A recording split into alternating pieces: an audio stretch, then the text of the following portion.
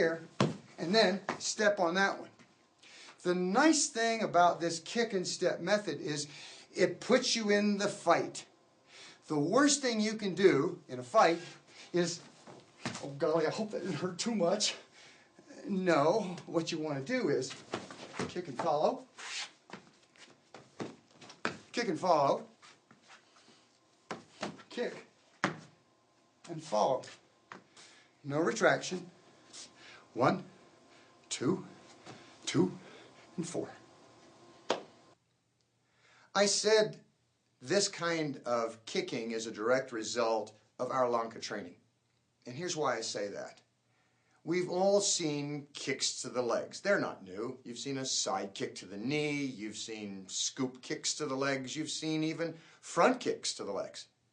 But what do all these kicks have in common?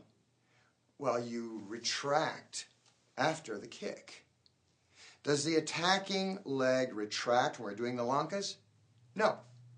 In the drills, we cue our partner. We might be in a twist stance here and cue our partner. That retracts, but not when we're applying it in the street. The central theme in these Lankas is trapping, locking, stepping on, and otherwise wiping out or destroying your opponent's legs. There's no withdrawal involved in any of that.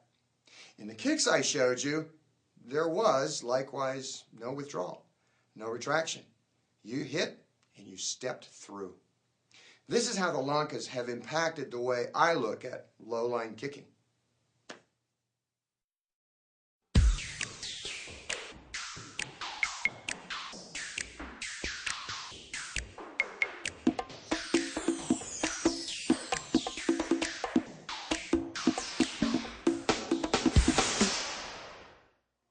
When we shot my last video, Reflex Action, we covered all but key lop hands number 5.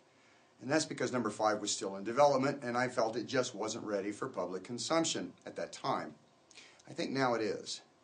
As we've done with our leg drills, we're going to work this hand drill a few times and we'll break it down for you. Bob?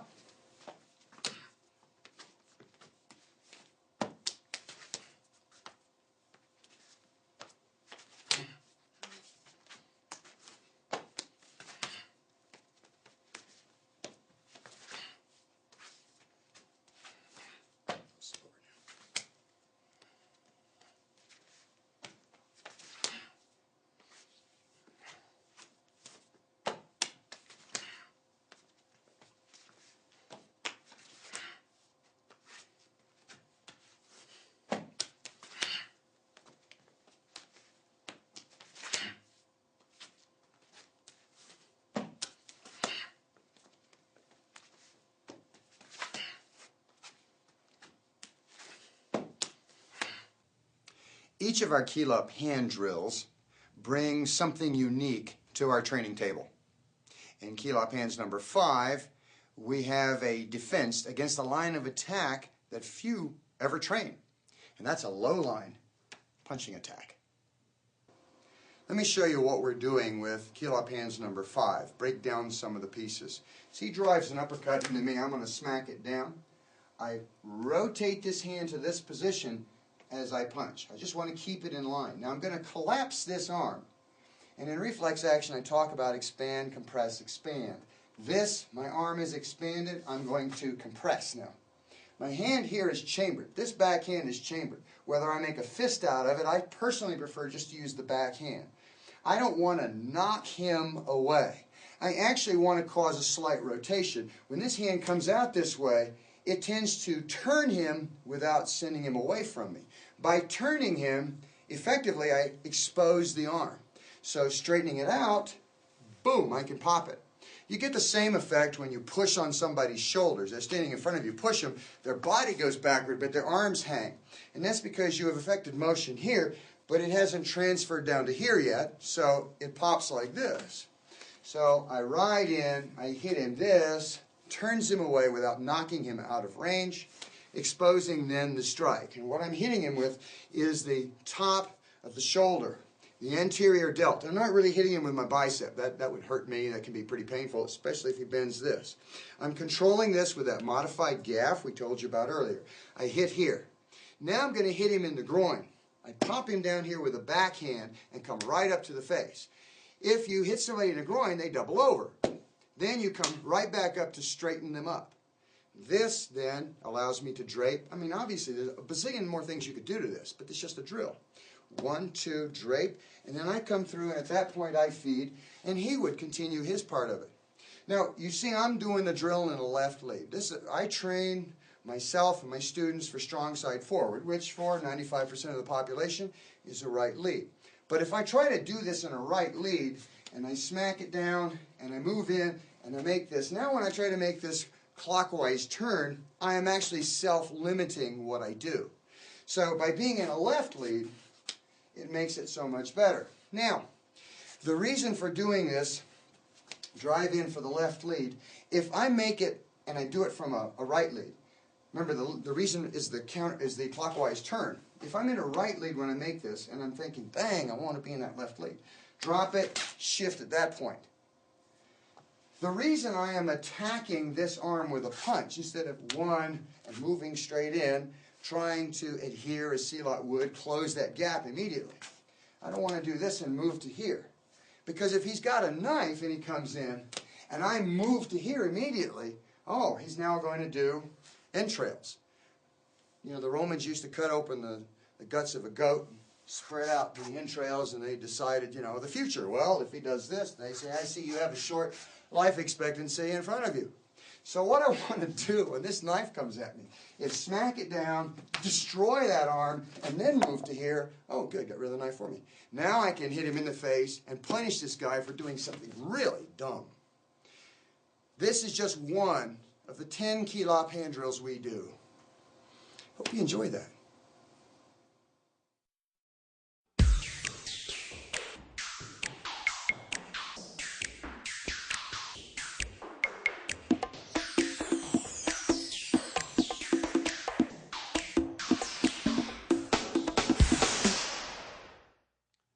In the Lanka portion of the material presented, you were shown 18 drills. Now to me, that's a lot. When I first started, we had 6 drills. What do you mean I got 3 versions of each?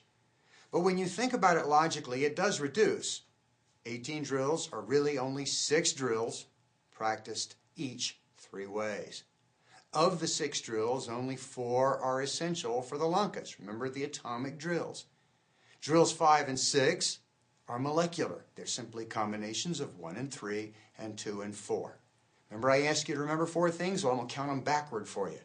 They are 4 drills, 3 methods, Silat, Kuntao, Kuntao Silat, 2 stances, an open and a twist stance, and these are applied essentially only 2 ways, to the shin or calf.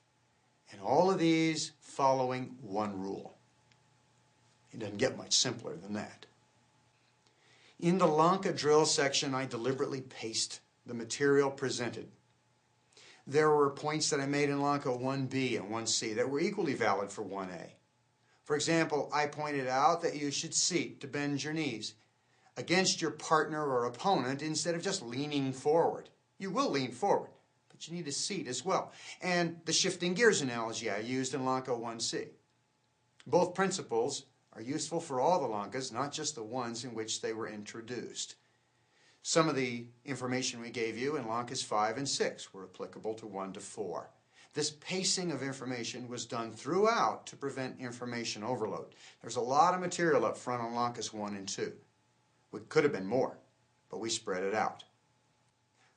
Following the Lankas, you were taken through a series of drills that provided both conditioning and reflex training benefits.